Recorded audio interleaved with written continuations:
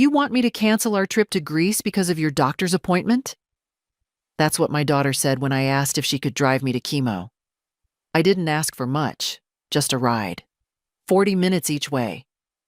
But apparently, that conflicted with an unmissable vacation. They'd booked it months ago, she said, and she sighed when she said it, like I was asking her to chop off a limb. It wasn't even the words that cut. It was the way she said appointment, as if I was being dramatic, as if chemotherapy were just some routine errand, like picking up laundry detergent or getting her nails done. Well, she added, maybe we can reschedule things when we're back. Okay? I swallowed the lump in my throat, said, "Sure, honey. Don't worry about it." That's what I said out loud. What I didn't say, I didn't choose this. I didn't choose the cancer or the nausea or the cracked bones or the fatigue that makes me grip the kitchen counter every morning just to stay upright. And I sure as hell didn't choose to feel like an obligation to the very person I once carried inside me. I hung up, sat still for a while, and watched the light move across the floor. It was 11:37 a.m. by the old clock in the hallway. I remember noticing the time. It was quiet, that kind of sharp silence that settles after disappointment. I stood up slowly, feeling the usual stiffness in my knees. Put the kettle on, made tea I didn't drink. I must have just sat there, holding the warm cup, staring at the fridge. The calendar still had a pink circle on the date. Treatment, 1 p.m., room 206. Later that afternoon, I opened my Facebook, a habit I should have dropped years ago. And there they were, smiling, tan, holding cocktails the color of mangoes. My daughter, her husband, and their 2 boys standing on a sunlit cliff in Santorini. "We needed this," the caption read. "Family first." I stared at those words. Family first. Until they stopped making sense. When did I stop being part of that word? That night, I didn't sleep. Not from the pain, not from the drugs, just from the heavy churn of thoughts. Every time I closed my eyes, I saw their smiles against the backdrop of whitewashed villas and blue roofs. Her sun hat tilted just so. My grandsons with their arms draped over her shoulders. I never blamed her for needing a break. But I did blame her for pretending. Just tell me the truth. Tell me you didn't want to deal with it. With me. With hospitals and the smell of disinfectant and the rattling sound I make when I'm too tired to sit up straight. That I could understand. But don't post pictures with hashtags about gratitude and then leave your mother alone in a waiting room. The next morning, I called the clinic myself, asked if they had any transport options. They did. A shuttle, twice a day. You had to wait in the cold sometimes, and the driver didn't always help you to the door. But it was better than nothing. "Will you be coming alone?" the nurse asked. I paused, then said, "Yes, I'll manage." She hesitated. "You sure you don't want someone with you the first time?" "It helps." I smiled into the phone, though she couldn't see it. "No, dear. I've been alone before." I didn't mention that I'd also delivered my daughter alone in a cramped county hospital room during a snowstorm in 1972 because her father had gotten stuck on the highway and missed it. I didn't mention that I'd raised her while working night shifts at the nursing home, drinking instant coffee and sewing her clothes by hand. I didn't mention that I once went without heat for a whole winter to pay for her braces. I didn't say any of that. I just confirmed the appointment and thanked the woman kindly. Because that's what you do when you're an old woman. You keep the story to yourself. You let everyone else believe you're fine. The shuttle came at 8:05. A battered white van with peeling decals, and a driver who looked no older than my youngest grandson. He didn't say much, just glanced at my name on the clipboard and nodded toward the back seat. The step was high. I gripped the door handle with both hands and hoisted myself up, trying not to show how much it hurt. He didn't offer help. Not that I expected it. There were 3 others already inside. An older man with skin the color of wax, a woman knitting something blue without looking, and a young girl who stared at her phone like it was feeding her oxygen. None of us spoke. What was there to say? We all had our bags, our silence, and the weight of something we weren't allowed to complain about anymore. Cancer wasn't tragic these days. It was just a plot twist. Something to slap on a t-shirt with a ribbon and call awareness. The ride took 47 minutes. I know because I counted every turn. When we reached the clinic, the driver didn't even glance back. I climbed down slowly, steadying myself on the edge of the door, and walked toward the entrance. Room 206 smelled like bleach and mints. Too clean and too sweet. The nurse who greeted me wore bright pink scrubs and had a name tag that read Talia. "First time?" she asked gently. I nodded. She led me to a recliner, tucked a warm blanket around my legs like I was a child. I hated how good it felt, how kind she was. It made everything inside me tighten. "You can put your bag there. I'll start the IV in a minute, okay?" I nodded again, wordless. Once the needle was in, she adjusted the drip and smiled. "Just rest. We'll keep an eye on you." I closed my eyes and listened to the sounds.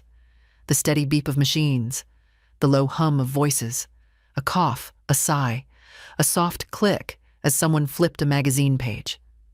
No one cried. No one ever does. There's an etiquette to suffering. You endure quietly so you don't embarrass anyone. 2 hours later, I was done. I stood too fast and had to grip the chair to keep from falling. Talia rushed over, hands out. "Easy, Mrs. McCarty. Let's sit a second, okay?" "I'm fine," I said, too sharply. "Just dizzy." She didn't argue, just sat beside me, handed me a cup of water. "You came alone?" "Yes." "Is someone picking you up?" "No." I looked away. "I'll wait for the shuttle." She hesitated, then nodded.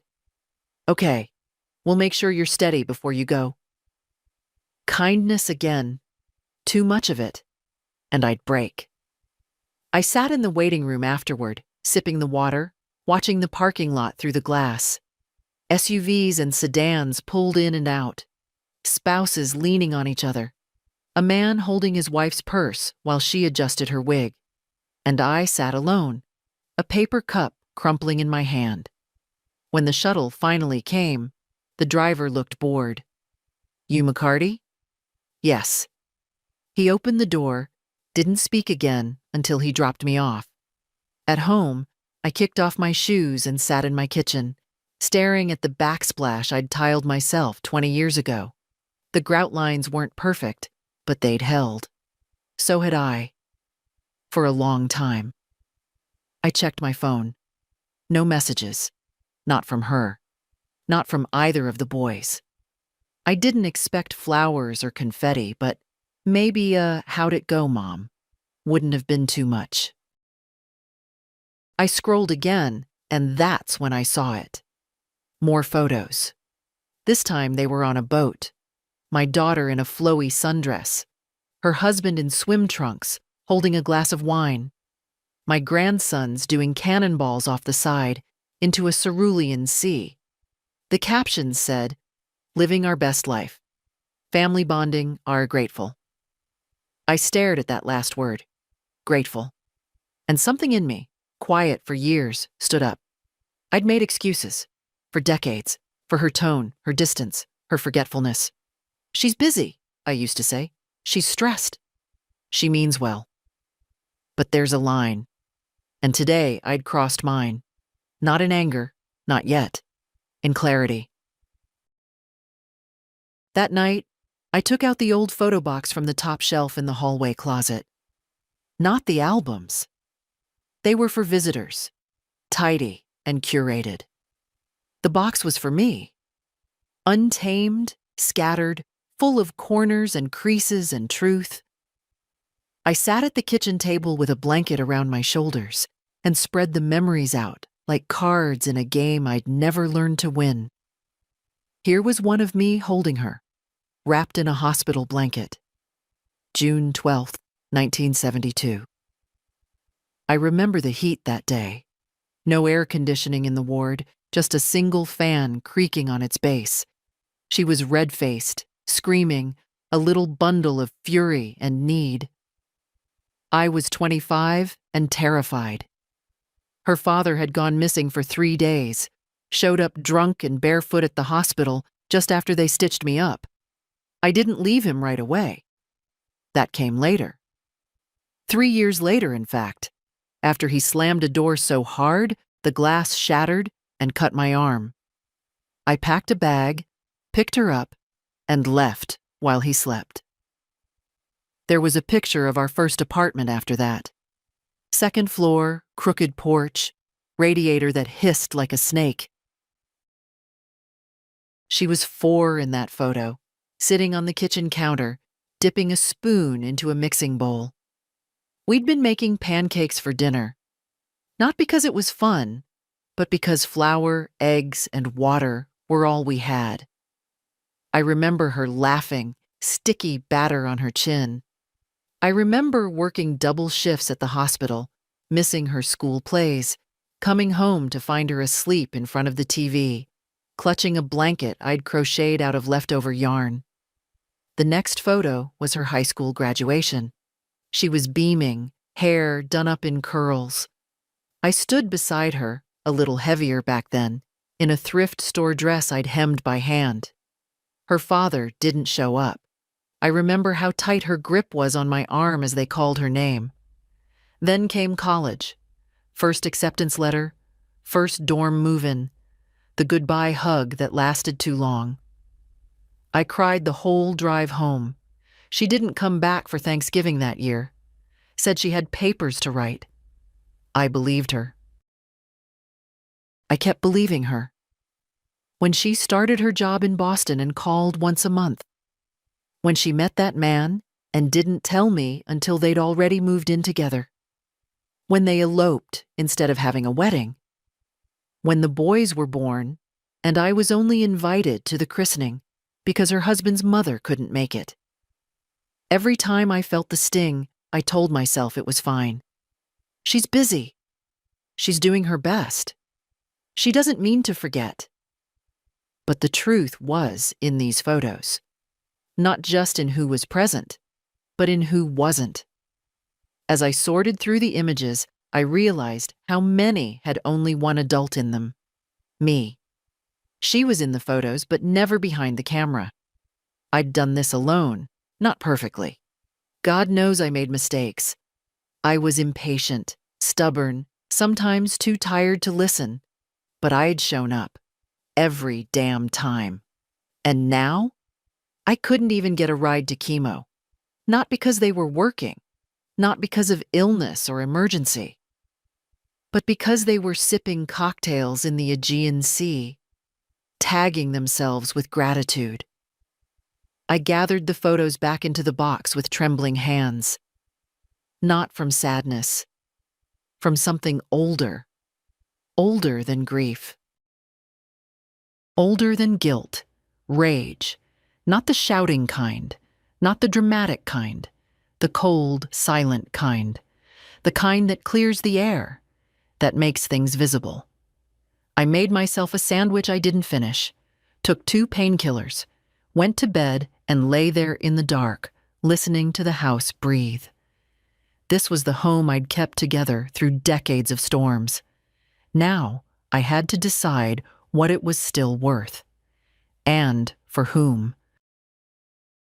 The next morning, I had a follow-up with Dr. Elkins.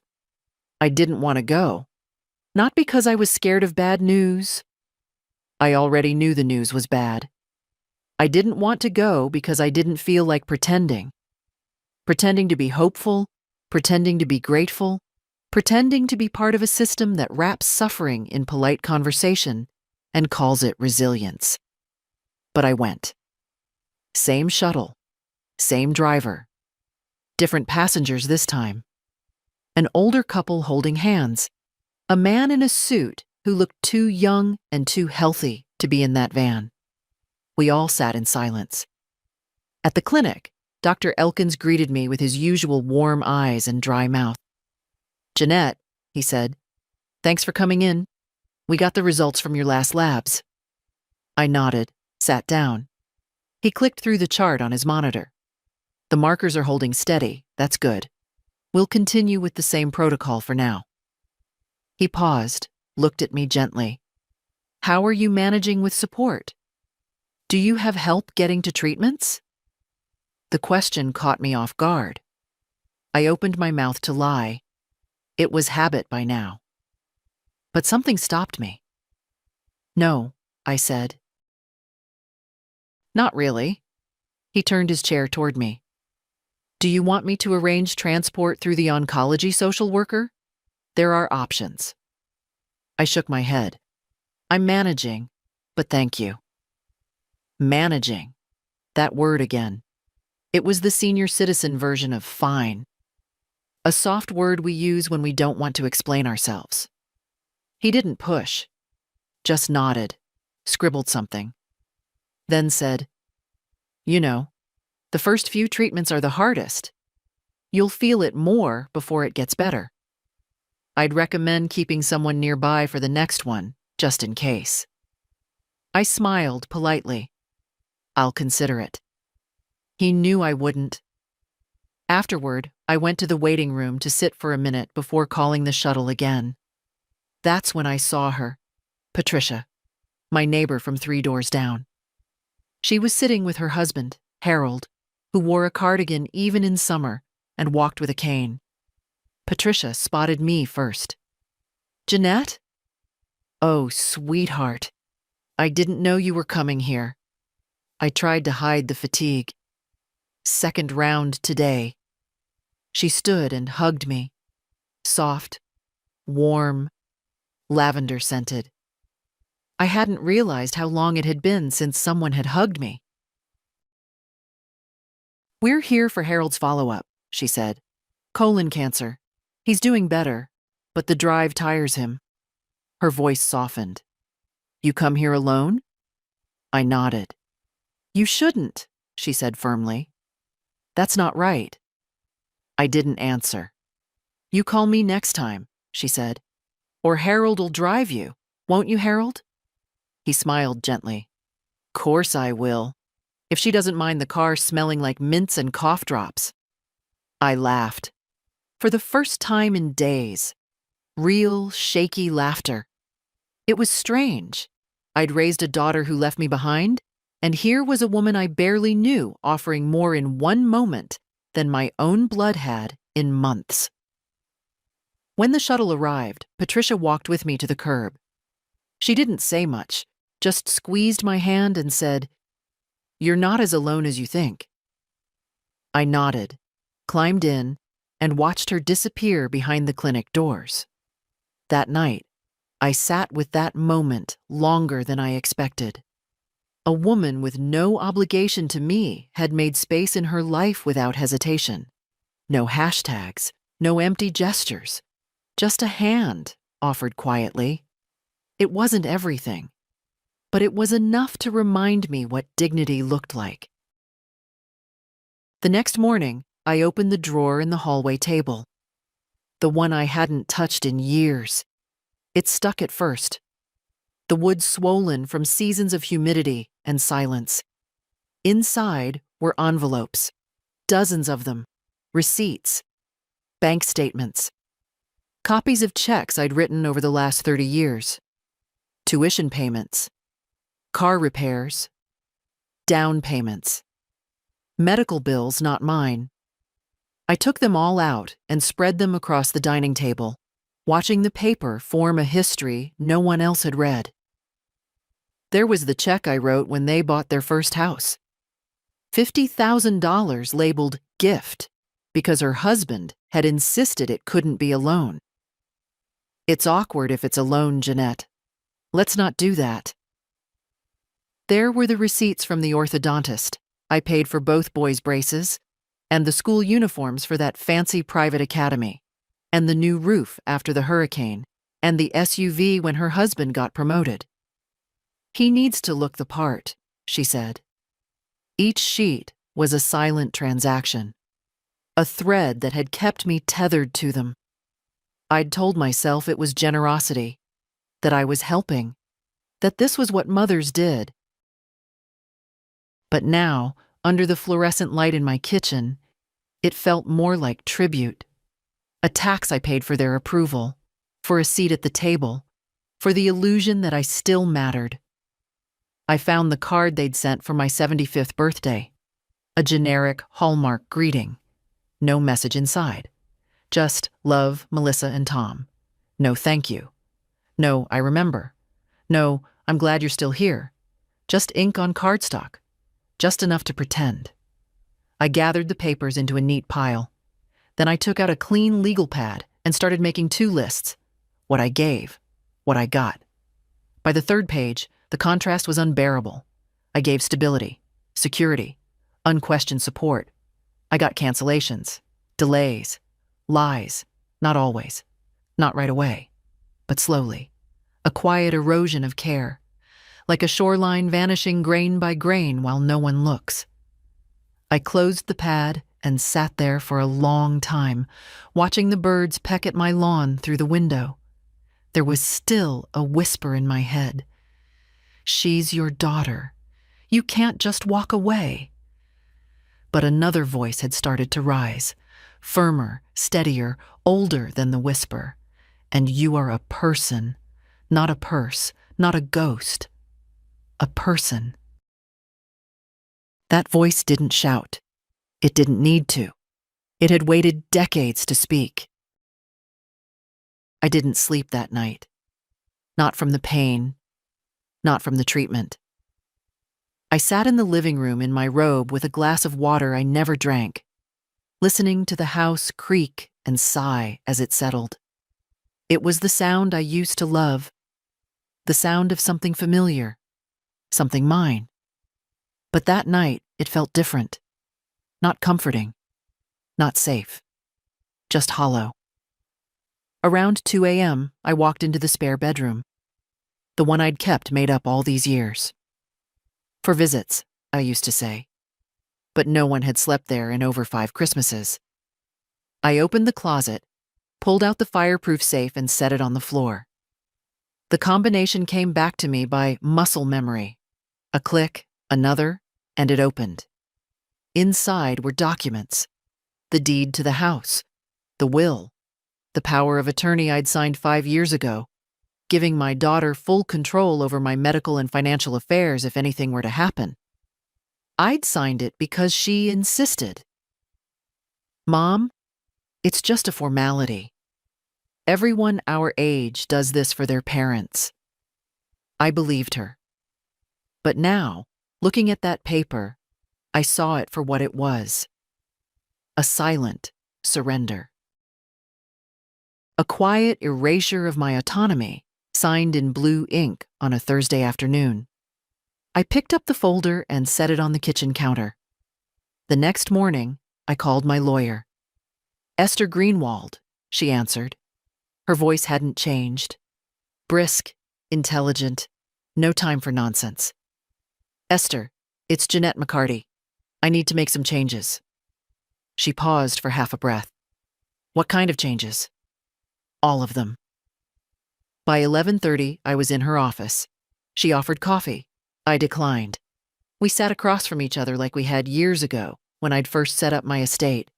Back then, I'd been concerned with making things easy for my daughter. Clear, simple. She deserves it, I'd said. Now, I wasn't so sure. I want to revoke the power of attorney, I said, immediately, and I want to update the will. Esther raised an eyebrow. That's a serious shift, Jeanette. What's happened? I didn't want to explain everything. I didn't want to relive it. But I offered her one sentence.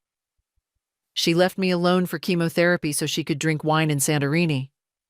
Esther stared at me, then nodded. We spent the next hour drafting the revocation. Then she asked about the will. What do you want to change? I opened my purse and pulled out a photo, crumpled at the corners from years of carrying it.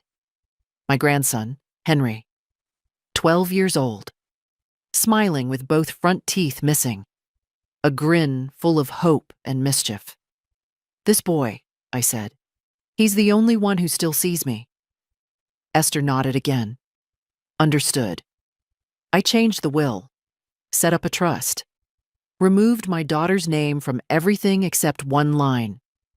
No inheritance shall be granted to the named individual Melissa Thomas, as per the testator's direct and personal decision. When I was done, Esther placed a hand on mine. Do you feel okay about this? I thought about it, then nodded. I feel like I just stood up, I said. The next morning I called Henry. I didn't want to sound dramatic, didn't want him to hear the tremor in my voice. I just wanted to hear his. Hi, Grandma, he answered on the second ring, his voice bright, out of breath like he'd just come in from running. Hi, sweetheart, I said. Hope I'm not interrupting. No, I was just playing that space game. The one with the ship upgrades? I figured out how to beat level 9. I smiled into the phone. I didn't understand a word of it, but it didn't matter. His joy was enough. Grandma, are you okay? You sound kinda tired. I had a treatment yesterday, I said simply. A pause. Did Mom go with you? No, I answered. Another pause. Then, oh. It wasn't judgment. It was confusion. That was worse in some ways. Children don't question love.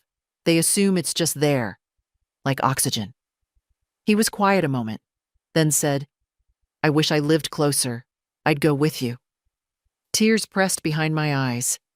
I looked out the kitchen window into the backyard where the hydrangeas had started to wilt. I know you would, I whispered. Grandma, he said after a while, can I come visit soon? Like, just me? Maybe we could make pancakes. I almost laughed. Do you remember how? No, he grinned. But you do. I closed my eyes. The pressure in my chest loosened just a little. Yes, I do. He talked for 10 more minutes. About school, his favorite teacher, a dog in the neighborhood that barked like a car horn. I let his words wash over me like warm rain. Ordinary, wonderful things. Before we hung up, he said, I love you, Grandma. I told him I loved him too, more than he'd ever understand. After the call, I sat in the quiet house and let myself feel something I hadn't allowed in years. Hope. Not the naive kind. Not the desperate kind. The quiet, grounded kind that comes from knowing that not everything is lost. That afternoon, I pulled out a notebook and wrote a letter. Not to Melissa, not to the boys, to Henry. It began. My dearest Henry, if you're reading this someday, it means you were the light I held on to when everything else dimmed.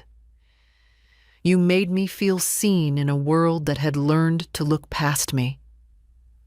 I wrote for pages, not bitterness, not regret, just truth and love. And stories he'd never heard, about how I met his grandfather, about the time I got fired from the hospital for refusing to lie to a patient, about the day he was born, and how I waited in the hall for hours just to hold him first. I sealed the letter and placed it in the envelope with the documents Esther had prepared. The trust, the instructions, the copy of the new will. Then I slid everything into the drawer next to my bed. It wasn't a grand gesture. There'd be no announcement, no confrontation. Just a quiet shift, a redirection of everything I had left to give. Henry had offered me 10 minutes of his day, and I gave him my legacy in return. Not out of guilt, not out of revenge, out of clarity and love. I sold the house 2 weeks later. No ceremony, no tears, just a listing, a walkthrough, and a closing date. The realtor was a soft-spoken man named Alton, who'd helped me refinance back in the early 2000s. When I called, he remembered me instantly. "Jeanette McCarty," he said. "The nurse with the neatest lawn on the block. Still got those white shutters?" "For a little while longer," I replied. He came by the next day. Walked through the rooms like someone visiting an old friend. He asked gentle questions. I gave simple answers. When we stood in the backyard, the one I'd mowed every Sunday, even when my knees ached, he looked at me carefully. "You sure about this?" I nodded. "I don't need a house this size. I need something simpler, something that doesn't echo so loud." He didn't press. Within 6 days, he had 3 offers, all over asking price. I picked the buyer who'd written a letter, a young family, 2 little girls and a dog named Rayson. They said they loved the way the afternoon light hit the porch, said it felt like a home with stories. They were right. When I signed the papers, I didn't cry. Not when I handed over the keys. Not when I walked through the empty kitchen one last time. Not even when I stood in the driveway and looked back at the front window where Melissa used to tape her drawings as a child. No tears, only breath, deep and steady. The money went into a new account, separate, quiet, tied to the trust for Henry. What was left I used to secure a spot at a quiet assisted living community called Alder Row. 1-bedroom units, private kitchenette, wide windows, and peace. I moved in with 3 suitcases and a carton of books. The manager, a cheerful woman named Gwen, showed me to my apartment herself. "It's small," she said, "but we've found most people like that. Feels manageable. Cozy." I looked around. Cream-colored walls, a soft chair by the window, a narrow bed with a firm mattress. It didn't feel like less. It felt like finally. By evening, I had unpacked the essentials. My kettle, my shawl, the photo of Henry from 2nd grade, the small ceramic owl Melissa made in art class when she was 7, still chipped at the base. I didn't hang much on the walls. I liked the clean space, the stillness. That night, I made myself tea, sat by the window, watched the sun ease behind the trees. No calls came. None were expected. For the first time in decades, I didn't feel like I was waiting for someone to remember me. I was just here. Enough. 3 days after I settled in at Alder Row, Melissa called. Not to ask how I was, not to see if I needed anything. She called because the house sale had posted publicly, and a neighbor texted her. Her voice came fast, clipped. The tone she used when she was trying to sound calm but couldn't quite pull it off. "Mom, I just saw the listing. You sold the house?" I was sitting by the window, watching a pair of squirrels fight over a crust of bread. I let her question hang in the air a moment before I answered. "Yes." A pause. "But why didn't you tell me?" I smiled, not unkindly. "I didn't think you'd be interested. You're usually so busy." She exhaled sharply. "Mom, come on. That was our house. My childhood." "It was my house," I said, not loudly, just firmly. "I bought it. I fixed it. I paid for every shingle and pipe and grocery bill that crossed its threshold." Another silence. She didn't like being interrupted. "But you could have at least asked," she said, quieter now. "I mean, it could have been kept in the family." I looked around my new living room. Modest, yes, but calm. Clean. Mine. "And who in the family," I asked, "would have wanted it?" She didn't answer. I waited. Finally, she said, "Where are you staying?" "In a place that fits, with people who don't forget I exist." She didn't like that either. "Mom, is this about the trip? Greece?" I looked at the clock on the wall. 10:41 a.m. She'd lasted 8 minutes before bringing it up. "I didn't call you to argue," she added quickly. I feel like you're making a lot of big decisions without involving me." I felt my hand tighten slightly around the edge of the windowsill. "Sweetheart," I said, "you weren't involved when I was too sick to drive myself to chemo. I don't see why you'd need to be involved now." It hung there, that word. Chemo. She hated it. It reminded her I was still mortal, that I could still demand something real. There was a long silence, then a breath. "Are you mad at me?" That one almost made me laugh. "I'm not mad, Melissa. I'm clear. There's a difference." She was quiet. I imagined her standing in her kitchen, arms crossed, brow furrowed. The same look she used to give Henry when he'd break something, and she wasn't sure if it was worth getting angry over. "I just wish you'd said something," she said finally. "I didn't know things were that serious." And there it was, that accidental admission, that all this time she'd had no idea what was happening, because she hadn't asked.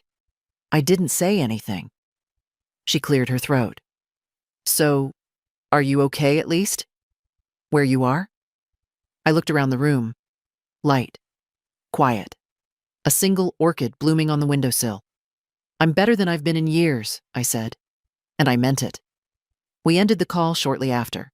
No raised voices. No closure. Just a soft clicking silence as the line went dead. I sat with that silence for a long time. And for once it didn't feel empty. It felt like space.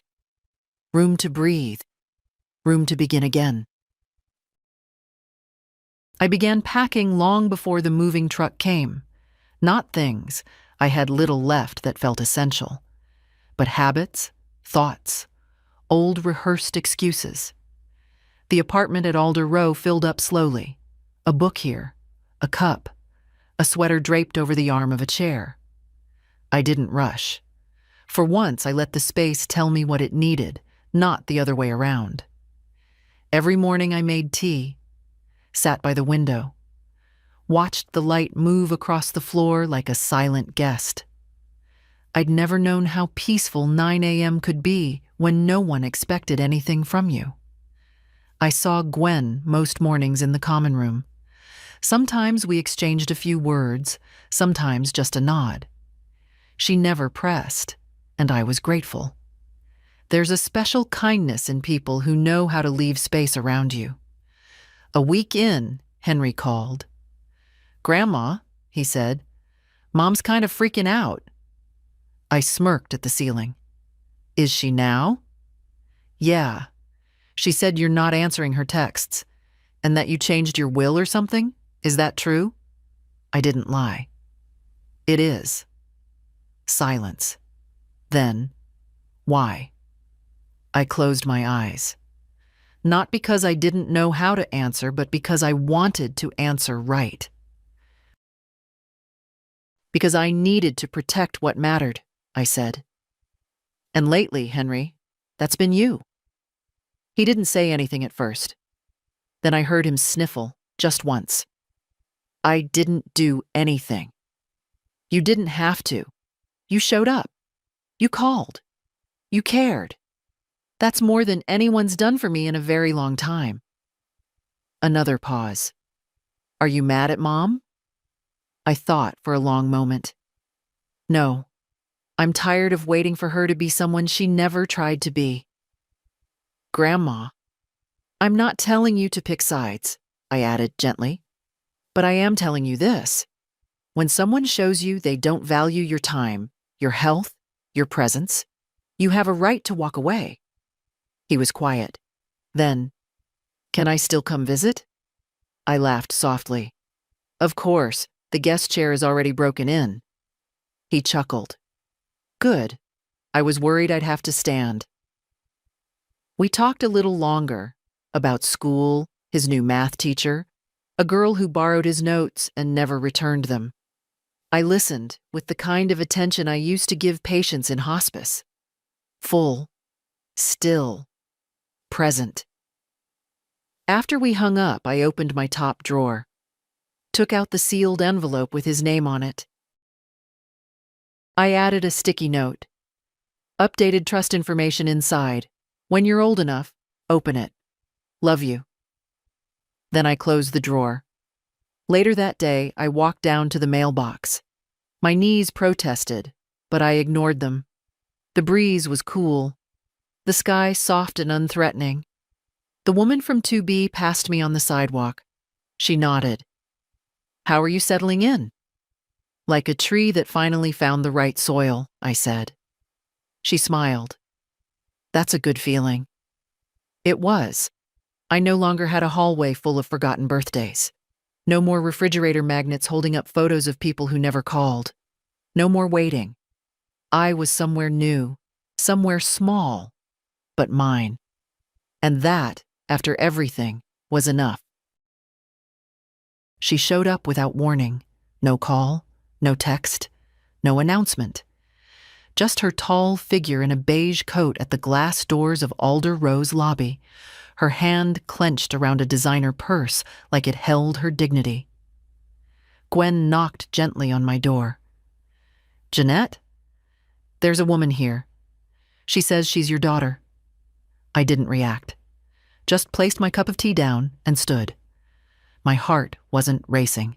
It didn't even stir. I was past that now. "Let her in," I said.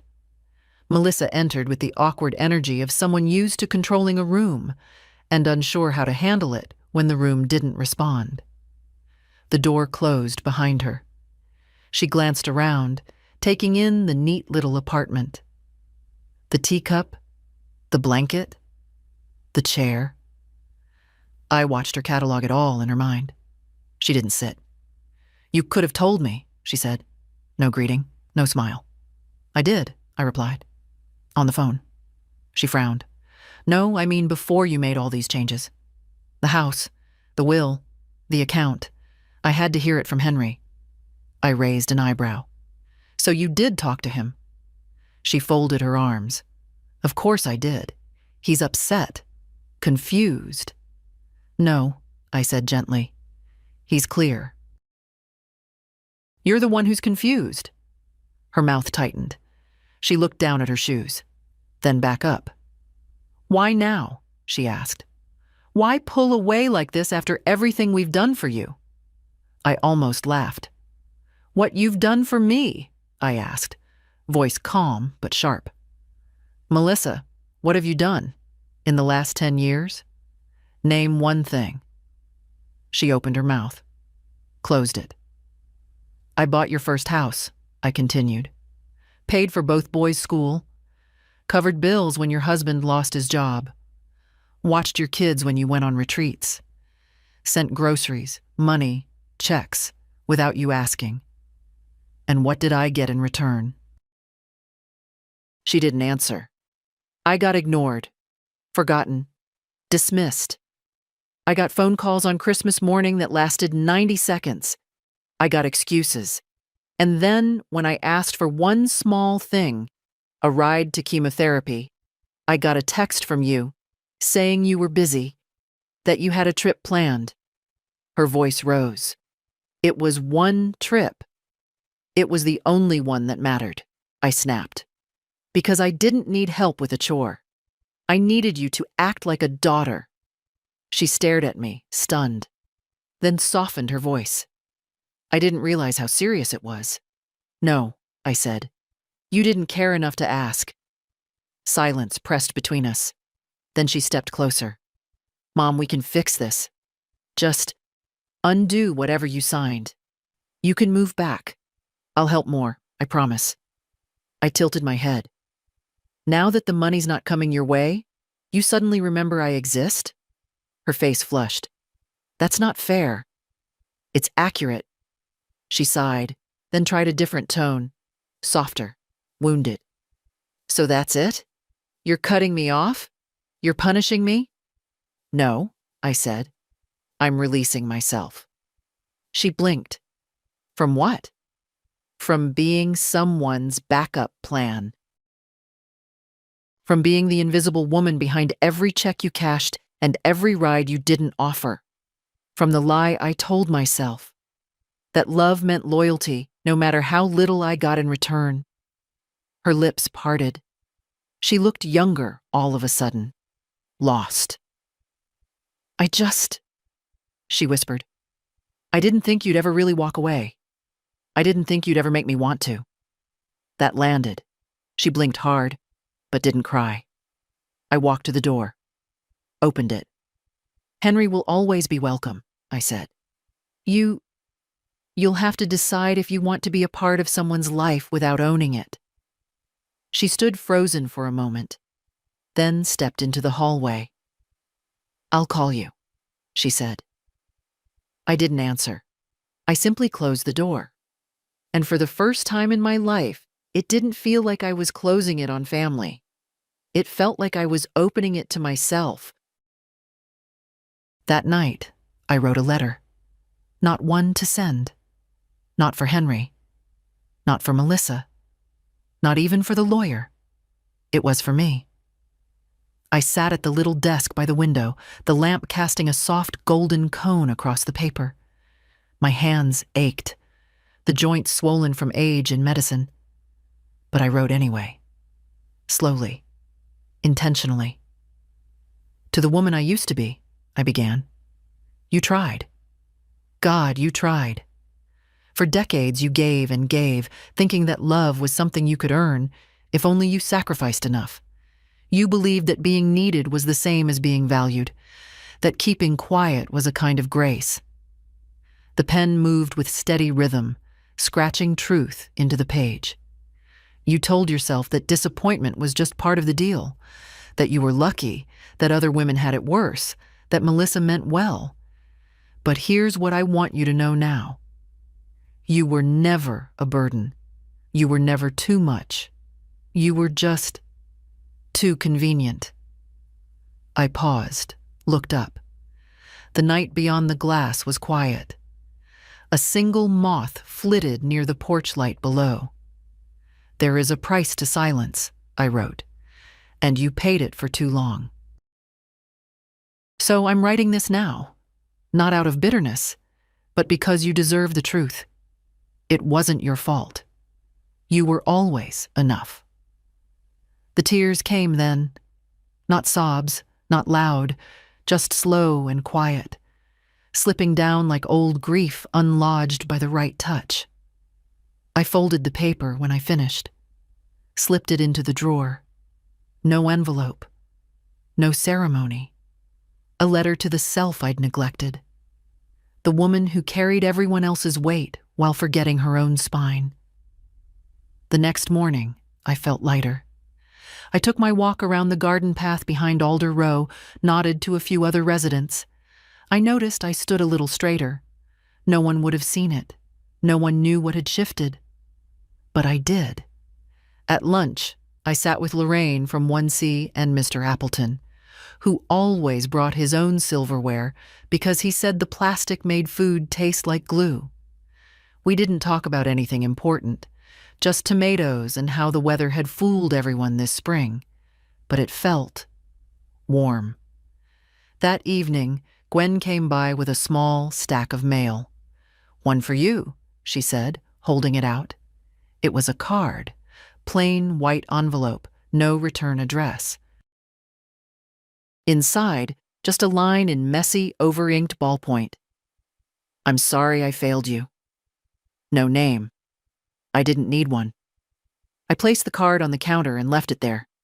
No frame, no note back. Let her sit in that silence for once. Let her taste the truth without being rescued from it. That night, I slept the whole way through for the first time in months. No pills, no tossing, just sleep. Clean and deep and earned. It was Henry who brought the cake. A Thursday afternoon, breezy and bright.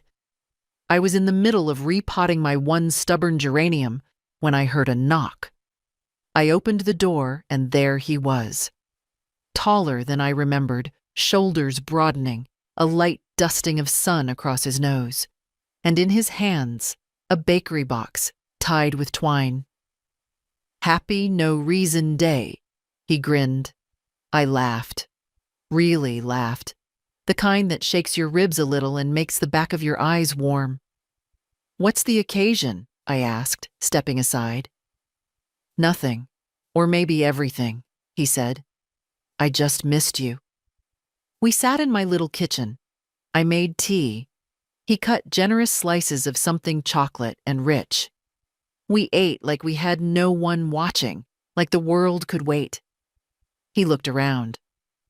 "I like it here. It suits you." "It does," I said. "It's quiet in all the right ways." "Mom said it's small," he added, sheepishly. "Your mother confuses space with meaning," I replied gently. He nodded, like he understood more than I gave him credit for. Maybe he did. We talked about school. He'd made the debate team. He had a teacher who used to be a journalist and now gave assignments that felt like real life. He told me he wanted to study political science, or maybe history. And I listened. Really listened. The way no one ever listens when you're 17 and just starting to say what you want. After a while, he leaned forward. Serious now. "Grandma," he said, "can I ask you something kind of personal?" I nodded. "Of course." He looked down at his cake, then back at me. "Why did you change the will?" It didn't come out accusing, just curious. Thoughtful. I sipped my tea. "Because love without respect is just decoration," I said. "And I've spent enough of my life being ornamental." He tilted his head. "I don't want to give my life's work, my money, my trust, my name, to people who remember me only when they need something," I said. "You never forgot me." He swallowed. "I didn't do anything special." "No," I said softly. "You did the most special thing of all. You showed up." His eyes glistened, but he didn't cry. He just nodded. "Your mom?" he began, then stopped. "You don't have to explain her," I interrupted. "You don't owe her that." "But I feel caught in the middle," he admitted. "She's angry. Says you're being cruel. Says you want to punish her." "Do you think I'm punishing her?" He looked at me for a long moment, then shook his head. "No. I think you're just done waiting." That was exactly it. I reached across the table, touched his hand. "You'll never be caught in the middle, Henry. You're free to love us both, however you choose. But don't ever let guilt be the shape of your love." He nodded. "I want to be better than what I came from." "You already are," I said. We sat for a long time after that. No rush, no performance. Before he left, he pulled out a small box from his bag. "I made this for you," he said, a little shy. I opened it. Inside was a bracelet, simple braided leather with a single copper bead. Etched into it in tiny letters were the words, "I see you." I stared at it, touched the bead like it might vanish if I blinked. "Do you like it?" he asked, uncertain now. I didn't answer. I couldn't, not at first. Then I stood, walked around the table, hugged him, tightly, the way I did when he was small and frightened of thunderstorms. "I love it," I whispered. "I love you." He held me for a long time. When he left, I stood at the door and watched him walk down the path, tall and straight, the sun catching in his hair. When he turned the corner and was gone, I looked down at my wrist. The bracelet sat snug against my skin. Not heavy, just enough to remind me I existed, still, fully, and finally, in the right company. The residents at Alder Row threw a little autumn gathering that Saturday. Nothing extravagant, just cider in paper cups, a tray of cookies, folding chairs set out under the maple trees that dropped leaves like slow confetti. Someone brought a record player, and old jazz floated through the air like it had nowhere better to be. I wore my navy cardigan, the one with the mother-of-pearl buttons and the little mended patch near the wrist. I didn't need to impress anyone. I just wanted to feel like myself. Lorraine from 1C saved me a seat. "If you don't sit next to me, I'll end up beside Gerald," she warned. "He talks about his gallbladder like it's a person." I laughed and sat down. The sunlight was soft, the kind that makes your skin feel remembered. People brought things, photos, scarves, stories they'd already told 3 times and didn't care. We all knew the real gift was being able to tell it again. Around 3 o'clock, Henry arrived. He wore a rust-colored sweater and carried a brown paper bag with handles that barely held together. "Surprise," he said, handing it to me. "Don't get excited. It's mostly things from the farmer's market." Inside were 3 Honeycrisp apples, a jar of strawberry jam, and a small round cheese that smelled faintly of rosemary. I looked up at him. "This is the best gift I've had in years." He sat beside me and watched the old people chatter like sparrows. He didn't fidget, didn't check his phone. Just sat, like someone who understood that presence was a kind of offering. Gwen passed by and smiled. "Your grandson?" I nodded. "Yes, that's mine." She winked. "I see the resemblance." Henry and I shared a cider. He told me he was applying for a summer program, something at a university out west, and he was nervous about the essay. "What's the prompt?" I asked. "Write about a moment that changed your understanding of love." I looked at him. "Well," I said, "that's not vague at all." He laughed. "Yeah, I've started 3 times already." I thought for a second, then said, "Maybe don't start with the moment. Start with the lack of it, the absence. Sometimes that's where the shape of real love shows up." He didn't respond right away, just nodded slowly. "I think I know what you mean," he said finally. I believed he did.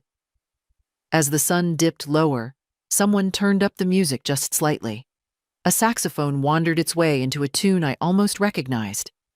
Henry stood, held out a hand. "Dance with me?" I blinked. "Here. We'll embarrass the furniture." "Please," he grinned. "You always told me to say yes to joy, remember?" I did. I had said that. Years ago, after he broke his arm climbing a tree and cried, not because of the pain, but because he thought he'd never play soccer again. "Say yes to joy," I told him, "even when it hurts. Especially when it hurts." I took his hand. We danced, slowly, awkwardly, beautifully. He was too tall and I was too stiff, but it didn't matter. Lorraine clapped. Mr. Appleton whistled. Someone shouted, "That's the spirit." And for a few minutes, the world was reduced to a rhythm and a heartbeat, and a boy I'd once rocked to sleep, now keeping me from falling. When the song ended, we bowed dramatically. Laughter bubbled around us like wind. As I sat down, breathless, Henry whispered, "Thank you for not giving up." I squeezed his hand. "You gave me a reason not to." Some mornings now, I wake before the light. Not from pain, not from worry, just awake. I sit by the window and wait for the first shift of color in the trees. The kind of pale gold that slips across the sky like a quiet apology. No one sees it unless they're still. Unless they've lived long enough to know that beauty doesn't always knock. It just enters. The air carries that early scent of change. Damp leaves, distant smoke. Something old being made new again. My tea steeps slowly. I still use the same chipped cup. The one with the faded blue rim and the crack near the handle I mended with glue and stubbornness. I hold it carefully now. Not because it's fragile. Because I am. But not in the way you think. Not weak. Not breakable.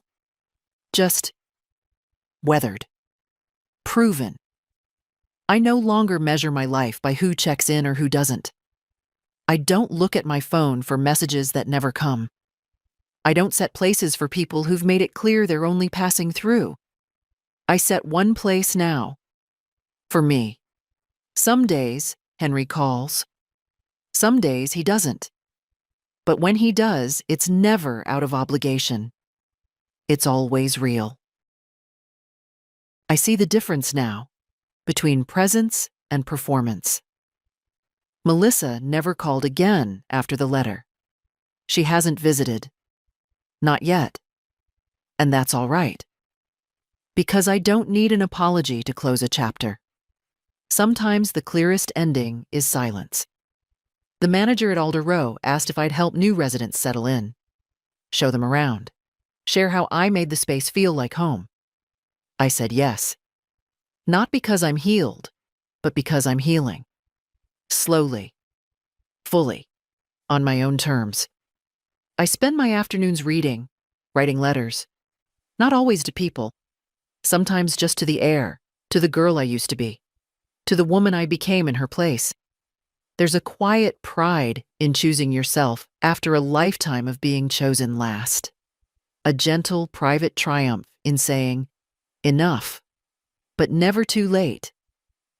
If you're reading this, and some part of it feels familiar, if you've been forgotten, if you've been taken for granted, if you've waited by phones and windows and doors that never opened, I want you to know something. You still get to start again. You still get to change your mind, your plans, your will, your world. You are not just what you've given. You are what you choose now. So go on. Pour the tea. Sit by the window. Say no. Say yes. Say nothing at all if that's what peace sounds like to you. But please, if this story stirred something in you, if it reminded you of your own silence or your own rising, leave a comment. Say, I'm here. Say, I know. Say what you never got to say before. Not for me. For you. For the woman in you who still waits to be seen.